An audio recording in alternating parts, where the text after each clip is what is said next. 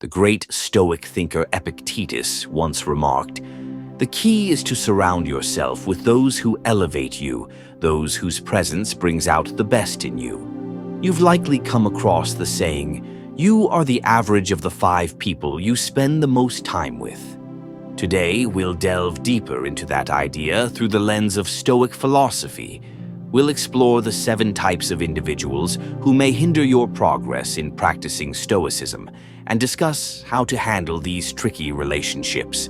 Before we dive in, I would really appreciate it if you liked the video, which helps me continue sharing Stoic teachings. And if you haven't yet, consider subscribing and turning on the notification bell so you don't miss any future uploads. Now, let's begin with the first type of person to watch out for: the complainer. We all have that person, whether a friend, family member, or colleague, who seems to gripe about everything.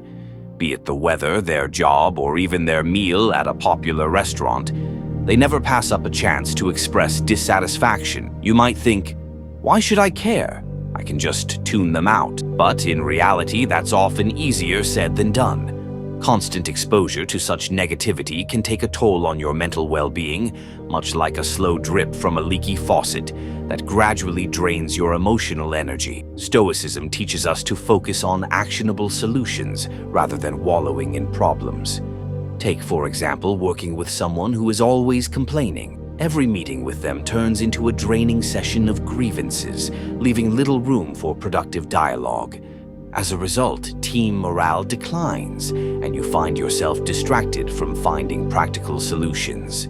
Worse still, you may start to feel disillusioned, not only about the project, but about life in general.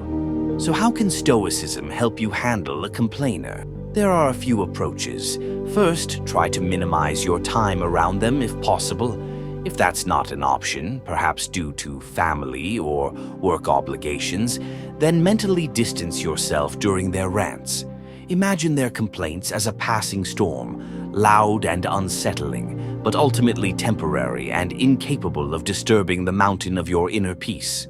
Another option is to steer the conversation towards solutions or change the topic to something more constructive. As Marcus Aurelius said, "You have power over your mind, not external events. Realize this, and you will find strength." This timeless Stoic wisdom serves as a reminder to protect your mental peace, ensuring that the negativity of constant complainers doesn't pull you off your path of resilience and virtue. Moving on to the second type, the drama magnet.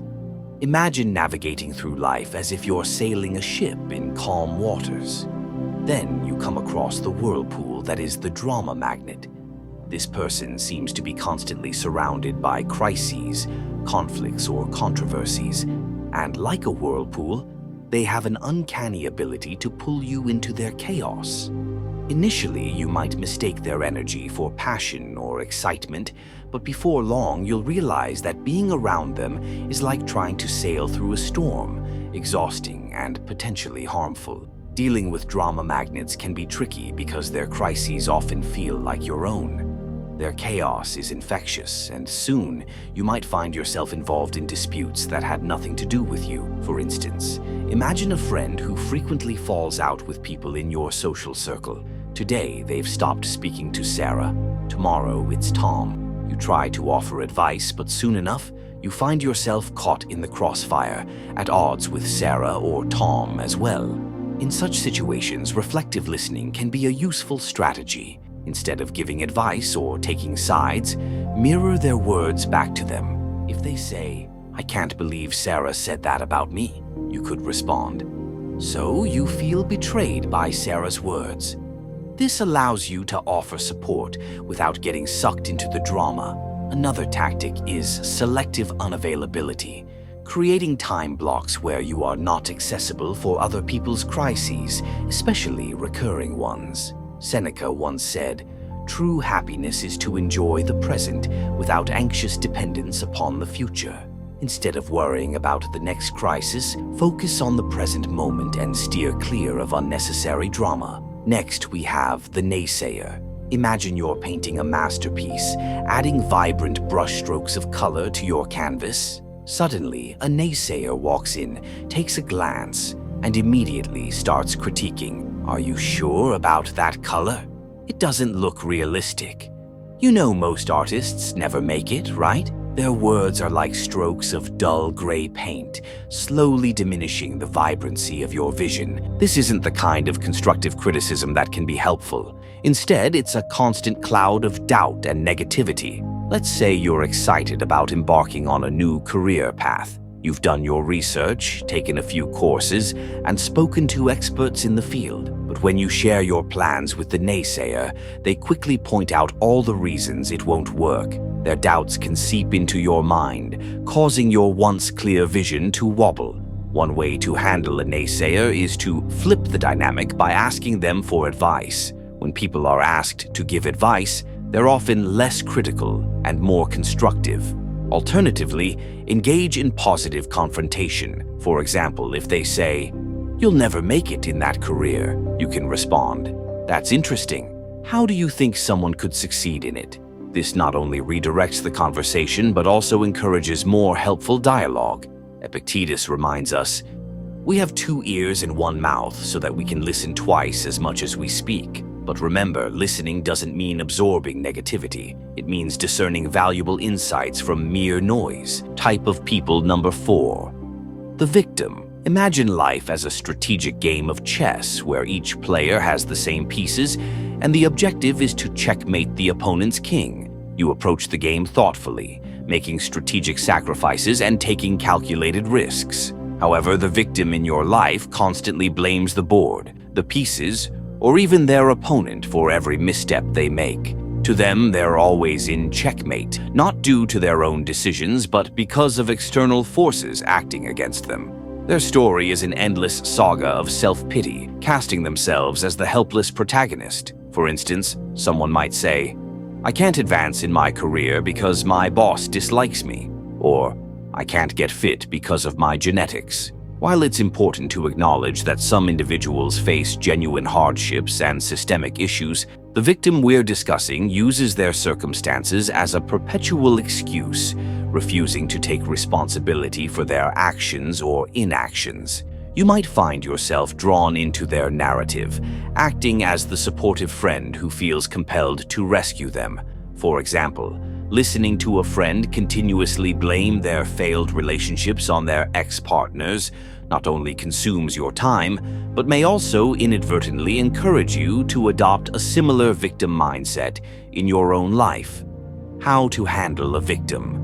When dealing with a victim, it might be tempting to take on the role of their savior, offering endless advice and emotional support. However, Stoicism advises against this. Instead, set clear boundaries to protect your mental well-being. One effective method is compassionate detachment. Show empathy and kindness without attempting to solve their problems for them. Offer a listening ear, but refrain from becoming their perpetual problem solver. Marcus Aurelius once said, "The best revenge is to be unlike him who performed the injustice." If you find yourself entangled in the victim's narrative, resist the urge to adopt their mindset. Take control of your own game board by making deliberate moves that align with your values and personal growth. Remember, in the chess game of life, being perpetually in checkmate is often a choice, not an inevitability. Keep advancing your pieces, make strategic sacrifices when necessary, and play the game for growth and wisdom, not out of revenge or pity. Type of people. Number 5, the toxic positivist. You're likely familiar with someone who's always radiating sunshine, rainbows, and an endless stream of positive emojis. They insist that you just be happy when you're going through tough times, dismissing your genuine feelings and experiences with a superficial wave of glittery optimism. Imagine your life as a garden filled with both beautiful flowers and pesky weeds. A toxic positivist insists on ignoring anything that isn't a blooming rose. If you have aphids on your leaves, their advice is to just focus on the flowers and not let negativity into your garden. While their approach might sound uplifting, it can make you feel invalidated and disconnected from reality. For example, if you're dealing with a difficult breakup and feeling sad and confused, a toxic positivist might say, "There are plenty of fish in the sea, just smile and be happy." This excessive positivity overlooks the complexities of human emotions and the real challenges you're facing. How to handle a toxic positivist. To protect your emotional well-being, engage them in conversations that acknowledge both the positive and negative aspects of your experiences. If they say, "Look on the bright side, at least you have your health," you can respond, "Yes, I'm grateful for my health, but it's also okay for me to feel upset about this specific issue." Both can coexist. Another effective strategy is emotional granularity, which involves recognizing and labeling a wide range of emotions, both positive and negative. When a toxic positivist urges you to just be happy, take a moment to acknowledge your nuanced feelings. For instance, say, "I'm feeling a bit melancholic today because of X, and that's okay." Drawing from Stoic philosophy, Seneca once said, "True happiness is to enjoy the present without anxious dependence upon the future." Embracing your full emotional spectrum allows you to maintain balance and resilience, even when faced with relentless positivity that doesn't align with your current state. Type of people. Number 6. The manipulator. Picture your life as a movie script where you are the main character, envisioning how your story should unfold with specific twists, allies, mentors, and a satisfying final act. Then enters the manipulator, the shadowy producer who subtly rewrites your script without your awareness. One day you realize your storyline has deviated from your original plan. Manipulators are adept at emotional or psychological maneuvering. They might use flattery, guilt trips, or even deceit to steer you in directions that benefit them. For example, a friend might frequently get you to pay for dinner by saying, "I've been having a rough month, and your generosity would really make my day better." Over time, your kindness is exploited, and confronting them feels uncomfortable because they've framed their requests as favors to a friend in need. How to handle a manipulator. One effective technique is fogging, which involves acknowledging any truth in their statements without letting their emotional coercion affect you. If they say, "You're so successful, you should cover dinner," respond with, "You're right, I've been doing well, but let's split the bill as we usually do." Another approach is to set clear boundaries and enforce them consistently. If a manipulator asks for money or tasks you're uncomfortable with, learn to say no assertively. Keep your tone calm and your words clear, such as, "I can't lend money right now, but I'm here to support you emotionally." This maintains your boundaries while preserving the friendship. Drawing inspiration from Stoic thought, Epictetus warned that while we cannot control external circumstances, we can always choose our responses. Manipulators thrive on predictable reactions like kindness, guilt, or the desire for approval. By responding differently, you reclaim control of your own narrative. Remember, you're the one holding the pen to your story. Ensure that your journey is guided by your own values and decisions, not by someone else's manipulative tactics. Type of people. Number 7. The time vampire. Imagine your daily routine as a carefully crafted symphony, where each instrument represents a task or commitment that, when played together, create a harmonious balance. Then comes the time vampire, who joins in screeching off-key, drowning out your melody and turning your beautiful composition into discordant noise. Time vampires aren't necessarily malicious. They might seem quite benign. They could be a colleague who constantly interrupts you with trivial questions, disrupting your productive workday with fragmented moments, or a friend who invites you to countless social events you're not interested in, making you feel obligated to attend and draining your time and energy. These interactions might seem insignificant in the moment, but cumulatively, they can be profoundly disruptive. How to handle a time vampire. One effective strategy is the Pomodoro technique, a time management method that involves breaking your work into intervals, traditionally 25 minutes, separated by short breaks. During these intervals, clearly communicate that you're not to be disturbed, setting boundaries that protect your most productive times from being nibbled away by time vampires. If you're dealing with a social time vampire, remember that saying no is not just acceptable, it's essential for your well-being. Instead of offering elaborate excuses, use a simple response like, "I appreciate the invite, but I can't make it." Declining an invitation isn't a rejection of the person, it's an affirmation of your own needs and priorities. Seneca wisely noted, "If life is well lived, is long enough."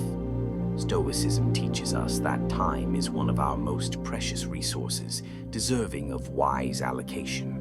It's the canvas upon which we paint the portrait of our lives, so be selective about who and what deserves your attention. In the grand composition of your life, ensure each note, instrument, and melody aligns with your greater purpose. Don't let the intrusive presence of a time vampire throw your symphony into disarray. Hold the baton firmly and conduct your life with purpose, ensuring every moment contributes to your harmonious masterpiece. Conclusion. As we conclude today's exploration of the 7 types of people who can derail our progress in Stoic philosophy, it's crucial to remember that self-awareness is key. It's easy to recognize these types in others, but the more challenging and enlightening task is to look within. Are you perhaps unintentionally embodying one of these roles in someone else's life? Stoicism isn't just about navigating the external world, it's also about understanding and improving ourselves. If today's discussion has sparked a realization, an epiphany, or even just a bit of introspection, I'd love to hear from you in the comments section. Share your thoughts, experiences, and let's engage in a dialogue that enriches us all. Until next time, may your choices align with your virtues, may your actions reflect your wisdom, and may your life be the masterpiece you're meant to create.